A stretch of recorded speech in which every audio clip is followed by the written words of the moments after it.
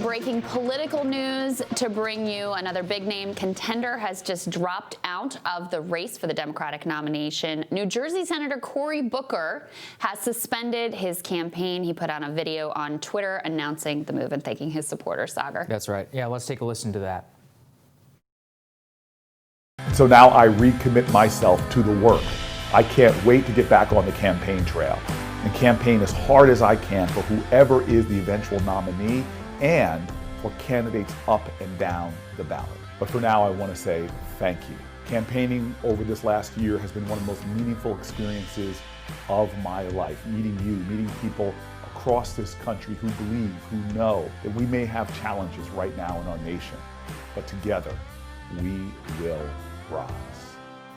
There it is, the end of Cory Booker's campaign. He apparently held a staff call with his campaign headquarters in Newark before he made this announcement shortly this morning. I mean, it generally makes sense, right, Krystal? He was at 1.8% in the Real Clear Politics polling average. He didn't really have all that much money in the bank, struggled to make the last two debates, and overall didn't make this next one coming up tomorrow Didn't make night. the next debate. I mean, remember, in the beginning of this show 6 months ago, we would hear from people on the ground, Cory Booker's got a stellar Iowa game. Cory Bush got a stellar game. Watch Cory Booker.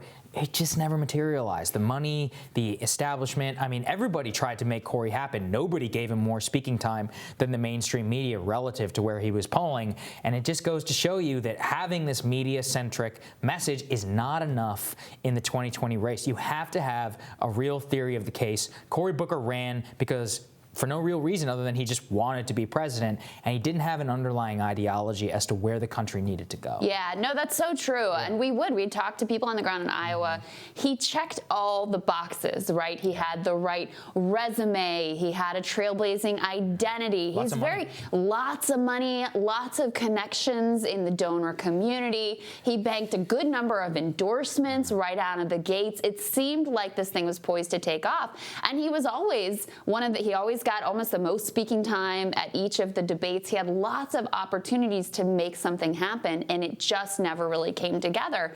Because even today, I don't know what I would say that Cory Booker's campaign was fundamentally about. I talked about this idea of radical love. I thought Krystal's initial reaction was basically like, we're too divided for Cory Booker's message of radical love to work. I don't think that's it, because ultimately he didn't offer a different, distinct vision that people could really gravitate towards. And so even as sort of talented of an orator as he is, even as politically skilled as he was in certain ways, even as he was able to build out, an effective organization with top flight talent, et cetera, because he lacked that core message, that core vision of why are you running, people just never really gravitated towards it. Yeah, it just demonstrates that you have to have a real reason about why you want to be president. And Cory had some very underhanded tricks in this campaign. I mean, I covered it on the show about how he basically blackmailed all the other candidates in order to protest the DNC rules because none of them wanted to appear racist, when the reality is that Cory was not getting traction. I could have told you that 4 months ago. And he said from the beginning, I'll continue until, I won't be able to win. But he blamed billionaires being able to buy their way up on the stage. Now, there's some truth to that. But let me tell you something. Forbes magazine tracks billionaire donations.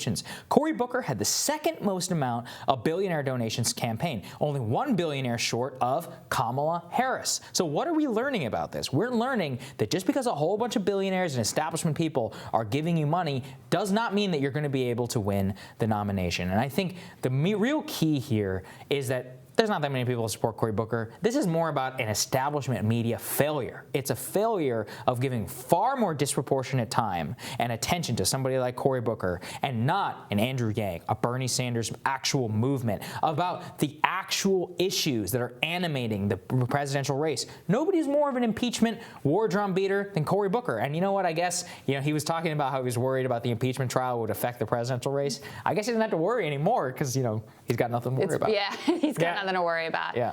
There's also an assumption that was made by a lot of pundits going into this. I mean, we looked at when Kamala Harris dropped down, CNN's power rankings had Kamala as like their #1 pick. And why? And it's a similar reasoning as to why they thought that Cory Booker would be able to succeed in this climate. There's this very shallow analysis of he's an African-American man. You have a lot of African-American voters who are right now behind Joe Biden. But once they see Cory Booker, maybe they'll come over. Maybe maybe he's got a path in South Carolina. And that theory of the case just didn't work out. It didn't work out for Kamala. It didn't work out for Cory Booker. And it's because, look, you've got two very distinct, very clear ideological poles in this race. You've got Bernie and the revolution and what that stands for, and you've got Biden, this view of restoration and a lot of trust with the African-American community because of his time as vice president for Barack Obama.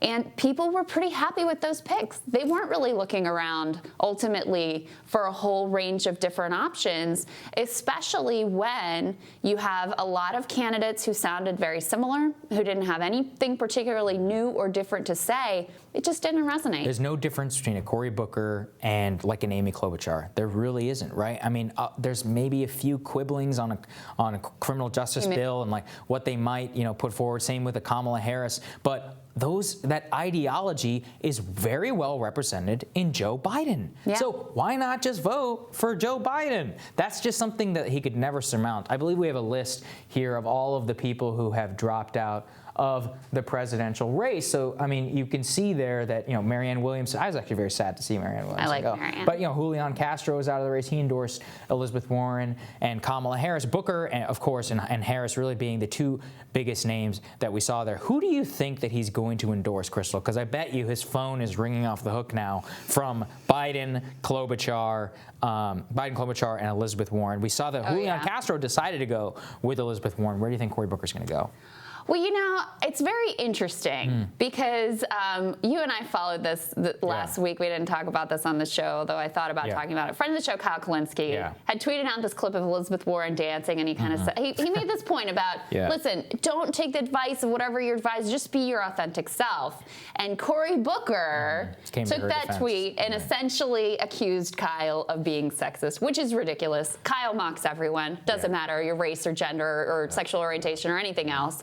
But it was interesting to me that he really decided to have her back in that very explicit way at that moment, where clearly now we know he was weighing whether his own campaign would continue. So I could see him going the Julian direction and endorsing Warren. If it does, it just validates my thesis from the beginning that Warren is an identity politics focused candidate of liberal cultural change, and that people like Cory Booker and Julian Castro, who don't have Medicare for all or economic populism at the center of their campaigns, see her as the culture warrior in order to affect what they actually want. So if he does that, it will be a great validator kind of that thesis of that Elizabeth Warren is really not somebody who has the health care and Medicare for all at the thesis of the central driver of her campaign. She looks at it as some financial changes, and really she looks at it as cultural overreach by executive order. That's something that these people really put an emphasis on. And so if that does happen, if he doesn't endorse Biden, I think it will be a very big validator of kind of how we've seen Warren from the very beginning. Now, at this point, of course, Biden would be the more strategic move. Yeah, it would be better for him. I think Elizabeth Warren, I don't want to rule her out, but I think her path is pretty challenging at this point. She's been knocked down, and I think it's going to be hard for her to reclaim the kind of momentum and the halo that she had earlier in the race. But I do think it would be challenging for Cory Booker to endorse Biden because he was pretty critical of Biden at times in this race, especially on issues of mass incarceration and criminal justice. So then to turn around to your supporters and say, this is the guy, you'd almost have to explicitly make it about, we've got to rally around Joe. I guess the electability case, but there'd also be an implicit, we've got to stop Bernie kind of idea, I think, behind lining up behind Joe Biden at this point. We're going to have to see. There is definitely, it's a 50-50 in my mind between Warren and Biden. I mean, it would make cultural sense for him to go with Elizabeth Warren, but it's challenging. He could preview the Biden, let's suck it up and vote Joe. If he does that, it's going to be a very telling moment. So either decision that he makes, it's going to be interesting. Yeah, and look, what's the bottom line? Is this really going to shake up the race? No, I don't think so. I don't think his endorsement is going to really make a difference for whoever ultimately gets it.